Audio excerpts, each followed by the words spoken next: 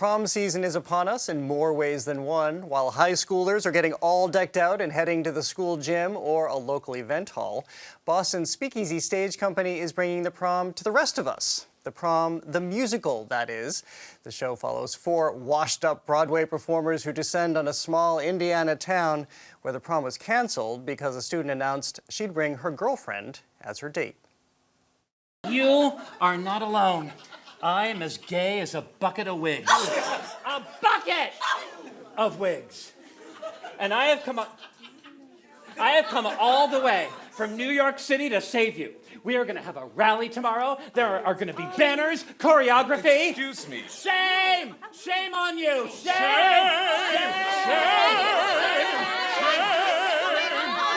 Shame! It's hilarious. The show stars Johnny Kuntz as Barry Glickman, who we just saw in that clip, and Mary Callanan as the demented diva Dee Dee Allen. They both join me now. Welcome to both of you. You gasped already. She is kind of demented, your character. I just think she's misunderstood. And thank you for having us, Jared. Well, let's talk about your demented diva and your actor who they've had this failed trial of the Eleanor Roosevelt musical on Broadway, so they need to find a cause that will make them activists and get them back into the headlines and in the national spotlight. But where does that take us in this show? Well, where it takes us is Edgewater, Indiana, because, as you mentioned, Barry and I have been in a string of not-so-good musicals, and we're told that it's our fault, that we are hopeless narcissists.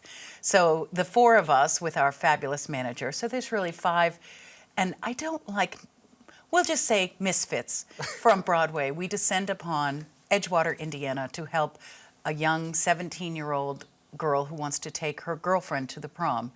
And we found it on Twitter, and we go to redeem ourselves, don't we? Oh my gosh, we do. And so, but this is a resonant musical. I remember when it first came out, I saw it on Broadway, and people might not also know it from the Netflix show. And it seemed, well, isn't that nice that we've moved beyond that now? But this is still very relevant and resonant. It is. It's sad to say that, you know. I wish we could have moved past that, but you know, especially with all the machinations politically that are happening, you know, in our country, it's a little frightening every day. Yeah. Yeah, and it's weird for me too, just sort of looking back to my prom, you know, and then seeing, wow, well, things have changed. Can you remember that far back? Oh boy. Oh, I know, Dee Dee. Yeah, and think, oh, well, things have changed, and yet a lot of things really haven't. So it's a story that still needs to be told, sadly. But it's also... I'm glad we're the ones that are telling it. Yeah.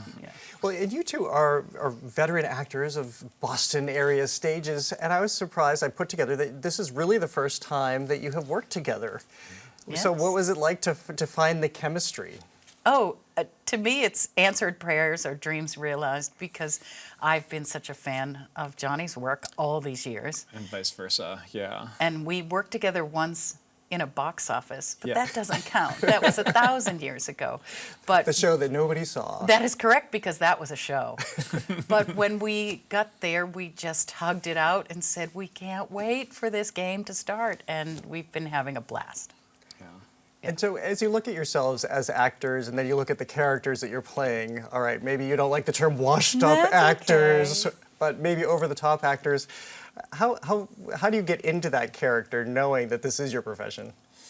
Oh, God, yeah. It's like, well, when does Barry end and I begin, and vice versa? You know, it's sort of fun to play a character that, I mean, Barry's sort of trajectory was a little different from mine, and you know, so I certainly tap into all the different experiences he had, and then try to make those connections with the ones that, you know, are meaningful for me. And I think with Barry, just for me, he was just so wounded, I think, when he was the age of these high school students, and sort of buried it under all this flash and, you know, fabulousness, yeah.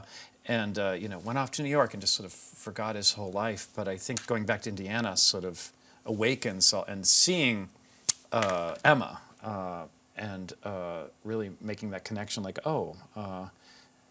she can have the prom that I never had, and it sort of becomes important to him. I found that all really poignant. I did go to my prom, but I wasn't an openly out yet. I don't think I could have been at the time. So even the little slight difference between my age and Barry's is significant for me.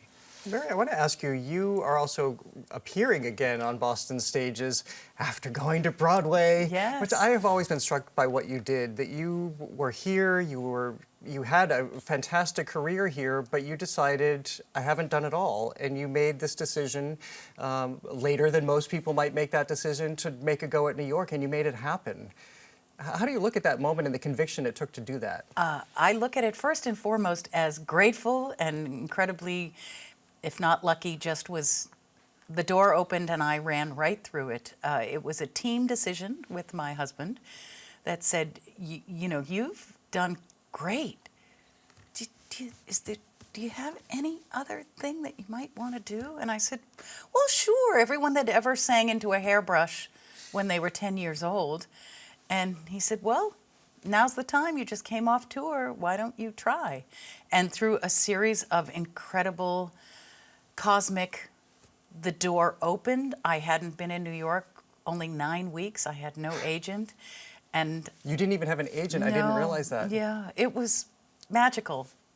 And I was very lucky. But again, nothing happens overnight. Part of the magic was someone I had worked with when I was non-union many years earlier. I don't know what camera to look in, so I'll look at you and say, young actors out there, play in the sandbox. Be nice to everyone because you never know who it's going to be. And somebody that I knew from my earlier years came through for me when I didn't know where they ended up. So it was a dream come true? Was it everything you thought it would be?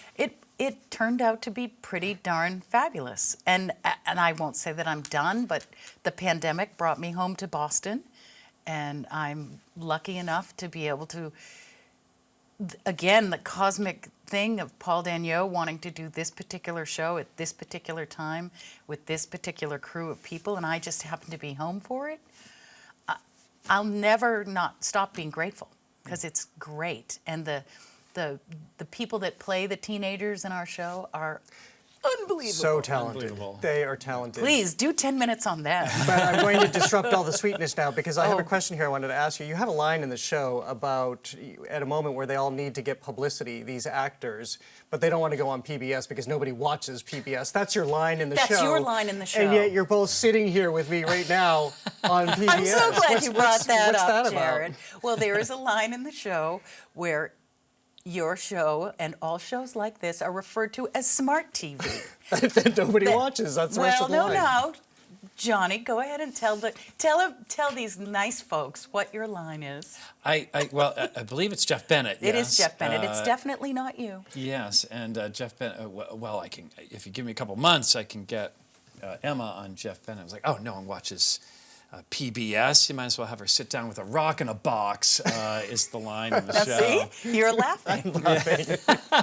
And then Jeff Bennett's name comes up again, and she said, "No, it's PBS. It's Smart TV. Smart, yeah. Do you guys know Jeff Bennett?" And of course, our answer is, "Oh, what yes. a broadcaster! Oh, fabulous." Oh, wonderful. And I'm taking note that we have the same initials, Jeff Bennett, Jared Bowen. Yes. I'm just going to say. I did what, if I had known what show you would have been at, I would have requisitioned that we change it.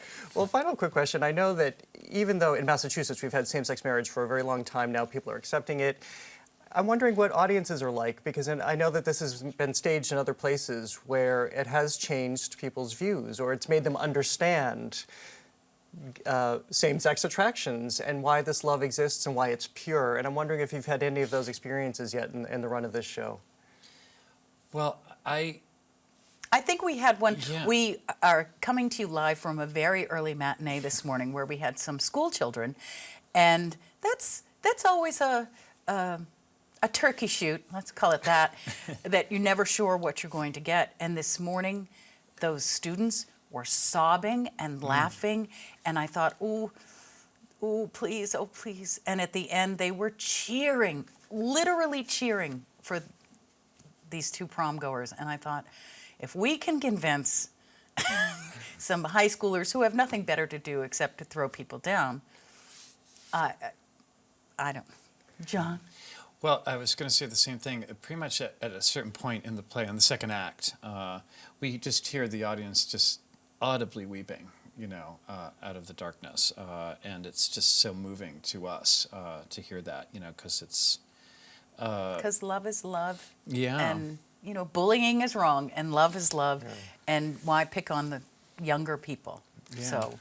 Well, congratulations on the show. I so enjoyed it. As you were coming into the studio, I was telling you, I saw it with my colleague on the radio side, Marjorie Egan. She was bouncing up and down the entire time, which I meant I was bouncing up and down in those seats in the auditorium at SpeakEasy Stage Company. It was a lot of fun. Thank you both for being here. Oh, thank you so much.